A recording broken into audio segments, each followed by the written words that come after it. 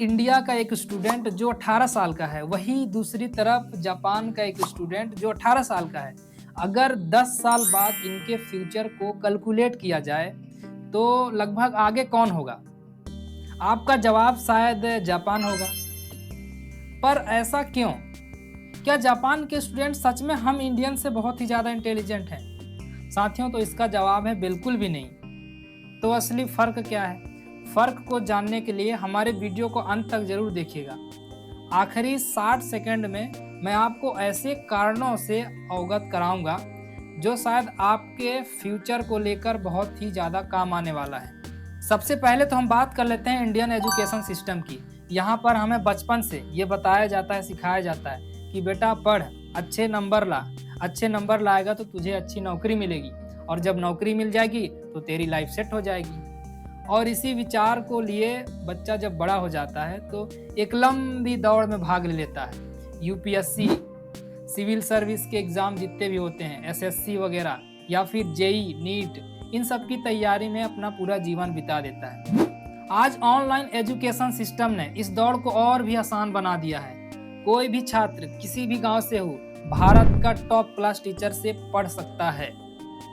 यही है भारत की असली ताकत एजुकेशन सिस्टम में, जो ऑनलाइन ने इतना बेहतरीन टीचर्स उपलब्ध कराया है।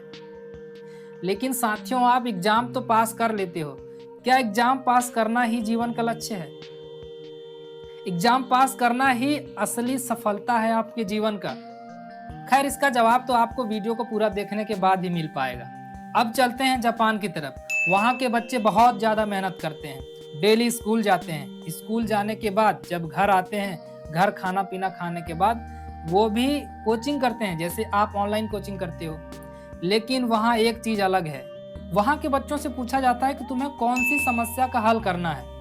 यानी सिर्फ ये नहीं कि तुम्हें नौकरी कैसे करना है, बल्कि ये कि तुम दुनिया के लिए कौन सी नई वैल्यू क्रिएट करने जा रहे हो। और तो और, स्कूल में बच्चे अपने क्लासरूम खुद साफ करते हैं, जिम्मेदारी सीखते हैं, यूनिटी दिखाते हैं, टीम वर्क सीखते हैं, नए तकनीकों को भी सीख जाते हैं।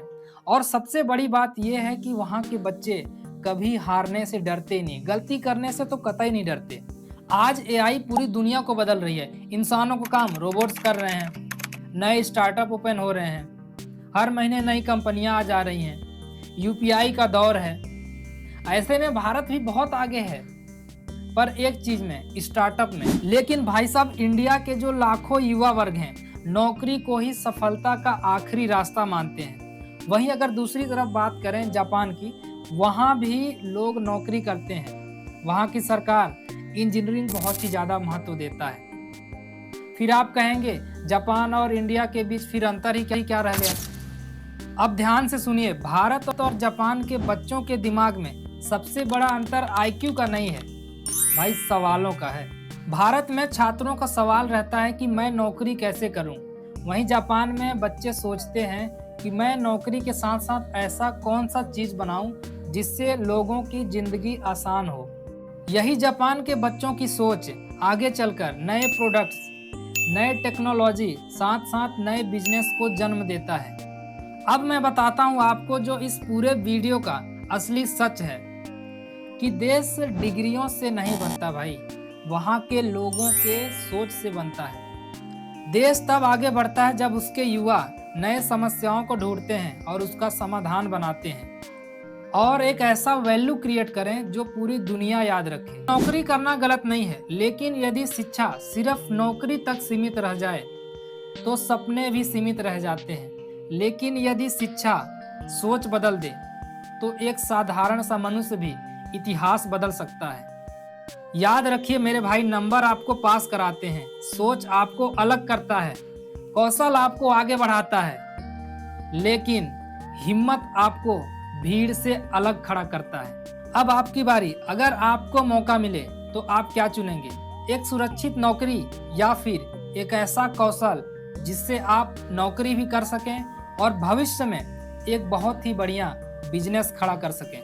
मेरे भाई, अपना जवाब कमेंट में लिखिए, क्योंकि हो सकता है आज का आपका जवाब केवल कमेंट ना हो, बल्कि अगले 10 साल का आपका भविष्य का दिशा हो। और याद रखिए, दुनिया उन्हें याद नहीं रखता जो सिर्फ रास्ता पे चलते हैं, बल्कि उन्हें याद रखता है जो नया रास्ता बना देते हैं।